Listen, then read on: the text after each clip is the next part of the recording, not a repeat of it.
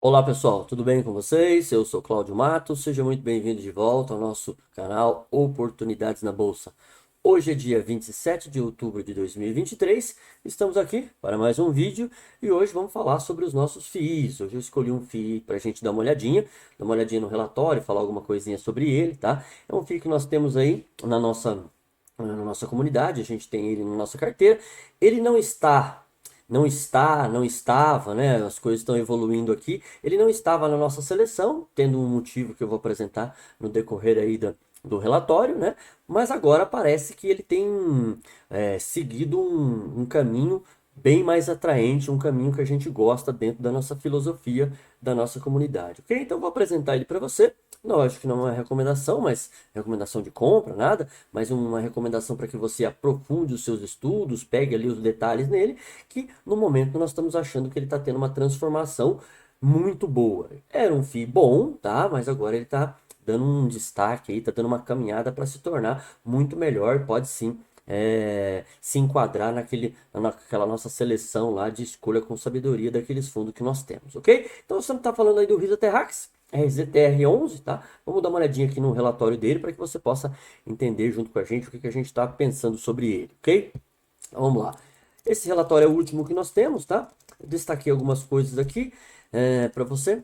A gestão da Risa de Arte, Banco Genial, não há.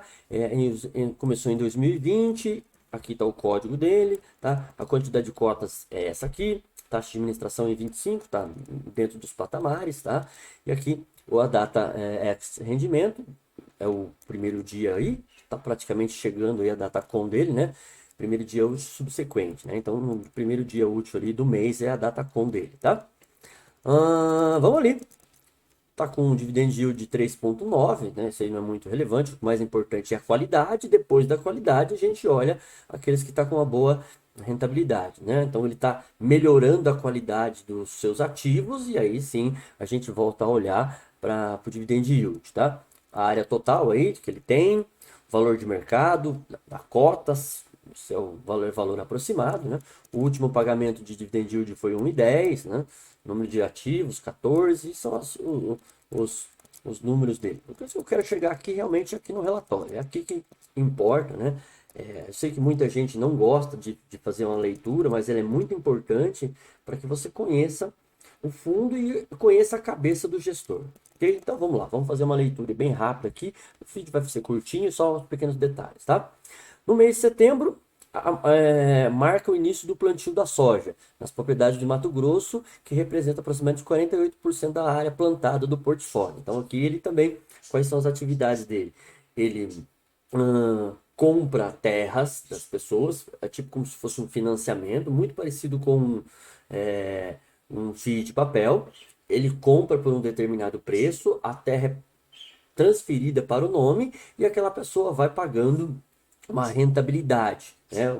Um arrendamento. E no final a pessoa tem o direito, ela tem uma opção de recomprar a terra por um valor pré-determinado. Então, o que acontece? Veja que neste momento, depois tem as explicações mais embaixo, eu vou recordar. Então, o fundo nesse tipo de operação ele não se beneficia com a valorização da terra, mas sim com o arrendamento, com uma taxa pré-estabelecida, ou seja, é como se fosse um empréstimo, é um juros, tá certo quanto a pessoa vai pagar. Então, nessa parte aí que é a parte que a gente ficava, que a gente via como uma pequena, que deixava ele para trás, uma coisa que não nos atraía muito. E tem outra parte que é arrendamento, ele também arrenda para o plantio, que é o caso aqui, tá? Desse é o caso que ele está falando aqui.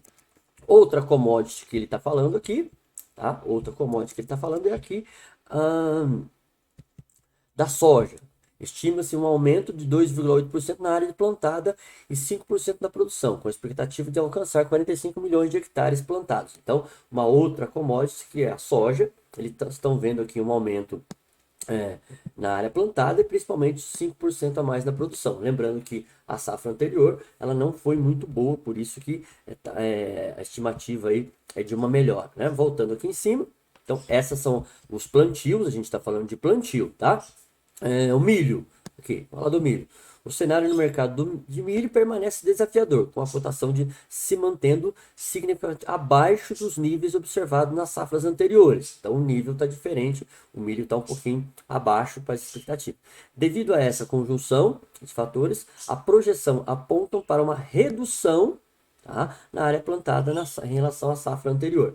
Então a soja vai aumentar e o milho vai ser reduzido, de acordo com as estratégias, ok? Vamos descer aqui um pouquinho mais. Aqui, vamos desse lado aqui. O algodão. O que vai acontecer com as terras onde ele tem algodão? Com a colheita concluída, que está finalizando, a gente viu no último relatório, tá? O Brasil está prestes a finalizar a safra de 2022-2023, com a produção de plumas de algodão estimadas em 3,1 milhões de toneladas, refletindo um aumento de 4,6 em relação ao plantio da safra anterior. Então, o algodão teve um aumento aí em relação ao mês anterior, a safra do mês anterior. Vou voltar aqui. Eles colocam em colunas, então fica um pouquinho mais complicado. O retorno, tá? No início de setembro, o Risa Terrax distribuiu 1,10. Foi isso que nós vimos aí, né? E cota referente ao mês de agosto, equivalente a um dividend yield de 1,09, tá? A cota variou entre 98,70 e 100,84. Então, referente, ele teve um aumento, que foi um aumento bem relevante. A gente já vai ver qual o motivo, que foi a venda de uma fazenda, por isso que ele teve esse aumento aí, tá? Vou descer aqui, vamos continuar observando aqui os relatórios.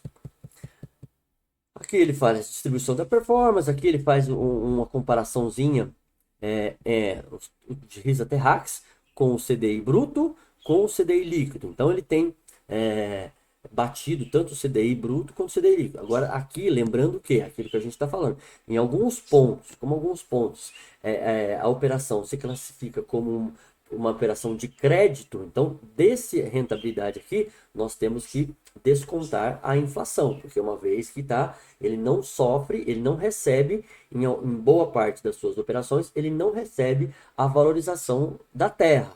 Então, quando não se recebe a valorização do ativo, a gente tem que descontar a inflação, ok? Essa parte é muito importante vocês entenderem para que vocês façam uma escolha correta. Algumas perspectivas e comentários da gestão. O fundo celebrou um compromisso de venda e compra, tendo por finalidade a venda da fazenda Roma. Então, o aumento de 1,10 foi devido à venda dessa fazenda. Então, essa fazenda foi vendida e aí a gente vai receber aí o lucro. Vamos ver o que mais está escrito aqui. A fazenda Roma foi adquirida pelo valor de 40 milhões. Então, adquiriu por 40 milhões, tá, em 2022. Investimentos no solo e infraestrutura no valor de 10 milhões. Então, adquiriu por 40 e investiu 10 milhões. Então, custo aí de 50 milhões. O compromisso de venda e compra foi firmado na casa dos 112 milhões. Então, aí, o fundo teve um lucro aí de 62 milhões, tá? Em menos de 2 anos, né? Em menos de um ano aí, pouco. É muito bem interessante, é um ótimo resultado. O pagamento será feito da seguinte forma, tá? Então é assim que será feito esse pagamento. Perceba que eles distribuíram o recebimento dentro dos semestres. Então, para não distribuir tudo de uma vez, então os pagamentos ficou, ó, no segundo semestre, primeiro trimestre, aí depois 2025, 2026. Então, ficou bem interessante aqui para que a gente já saiba que lá na frente a gente vai ter uma rentabilidadezinha maior proveniente da venda dessa fazenda, ok? A TIR interna dessa operação aí foi de 44,32, incluindo os custos, né? Ou seja, foi muito boa essa operação, tá? Que representa um lucro aí de distribuição de R$ 6,68 a nós, investidores do fundo, tá? A gestão tem a intenção de distribuir 100% desse lucro, ou seja, 100% do lucro será distribuído, 62 milhões, aproximadamente. O resto vai voltar para o dinheiro do caixa que pertence ao caixa, ok? Vamos seguir, deixa eu ver se você está vendo tudo que eu estou falando. De repente aqui, tá vendo, né? Beleza, vamos continuar aqui, estamos já no finalzinho, depois é importante só você entender uns detalhes um pouquinho mais abaixo. Entendemos que qualquer renegociação na modalidade Land Equity, essa aqui sim, ó, essa modalidade que está começando a chamar atenção e que é muito interessante para a gente. Acima de 35, ou seja, qualquer venda, tá? Qualquer venda que tenha uma TIR acima de 35, eles acham interessante e realmente tá? Muito bem. Na estratégia Land Equity, que é isso aqui, né, que eu tenho, que é onde estamos de olho na mudança do fundo, tá? Essa estratégia é muito interessante, ó. Tanto que ele comenta aqui, ó, comercializar a madeira e já está dentro de uma das fazendas, eles começaram a comercializar madeira, já realizando investimento em preparo ao solo de outra área para que possa realizar esse Land Equity, ou seja, Land Equity é comprar, desenvolver e vender, tá? Isso aí é o resumo do Land Equity. Então já tem mais uma ali ao ponto. Estão desenvolvendo mais uma, tá? Vamos continuar descendo aqui. Aqui ele fala sobre mais algumas estratégias. Aqui. Na estratégia de Sale Leaseback e Build Sul, as operações têm uma dinâmica muito próxima a uma dívida. Foi aquilo que eu falei. Então, a maior parte do fundo era isso aí. Sale Leaseback e Build Sul. Ou seja, Sale Leaseback é compra, tá? Para depois vender de novo. A pessoa vende e aí ela paga aluguel, só que ela tem o direito de recomprar. Então a gente não recebe a valorização do imóvel, tá? E no sale de back também a mesma dinâmica, tá? Então essas duas operações que o fundo tinha, elas não eram tão interessantes, não eram ruins, tá? Eram operações de dívida de crédito com uma boa rentabilidade, tá? Então essa era a nossa, deixava a gente mais com o pé atrás. Vamos continuar a leitura no relatório. Aqui, vamos lá. Esses seis leasebacks aqui buscam um rendimento acima de 13% ao ano. Então, era muito boa, porque 13% ao ano, né? Você tira a inflação aí, que está voltando na casa dos 5, a gente teve inflação lá na casa dos 4, dos 2, né? Então, é uma boa rentabilidade, tá? Por isso que a gente tinha ele, tem ele, apesar dessa operação aí, tá? Vamos ver o que mais aqui. Aí, Land Equity. Isso aqui que tem chamado a atenção, ó. Na estratégia de Land Equity, a gestão opta por adquirir um ativo por entender que o potencial de valorização é alto e o que o preço de aquisição está abaixo do valor de mercado. Então, foi o que eu falei para vocês. Compra a terra, desenvolve e depois vende a terra. Tá? Então, essa operação aqui é muito interessante, tá? Muito parecido com o Brasil Agro, né? Muito parecido com o Brasil Agro, só com característica de fundo imobiliário, tá? O que mais? Voltando aqui, mais esse destaque aqui. O Terrax foi pensado para ser um fundo de multi-estratégia e tem realmente apresentado essa característica. Inicialmente, a gestão optou por alocar a maioria dos recursos em operações de sale leaseback e build suit. Foi o que eu falei ali, foi as operações que a gente, né, não era tão interessante. Agora aqui, ao longo do tempo, conforme o fundo cresce, o capital advindo das recompras volta ao fundo, a tendência é que a alocação aconteça majoritariamente em estratégia de Land Equity, que visa retornos maiores. Então, pessoal, esse ponto que tem atraído aí a nossa atenção da nossa comunidade. Então, a gente está vendo aqui que o fundo agora está tentando, está direcionando de fato deixa eu voltar para cá agora, está voltando de fato para uma rentabilidade maior, comprar terras, desenvolver e depois vender. Então essa estratégia nos agrada muito, vamos observar e aí sim ele pode estar de fato incorporar naqueles FIIs de nossa qualidade que nós gostamos bastante, que é aquela relação lá do nosso escolha com sabedoria. Vamos dar uma olhadinha aqui como é que está a cotação dele, né? Você pode ver aqui, ó, que depois que ele teve, deixa eu pegar aqui, RZTR11. Depois que ele fez essa operação aqui, você pode ver que ele subiu bastante. Deixa eu só voltar aqui. Isso, né? Ele estava aqui, deixa eu pegar aqui um ano, vai. Aqui, ele estava aqui, né? Essa operação que foi no março, mas ele estava mais aqui, deixa eu pegar 6 meses, vai.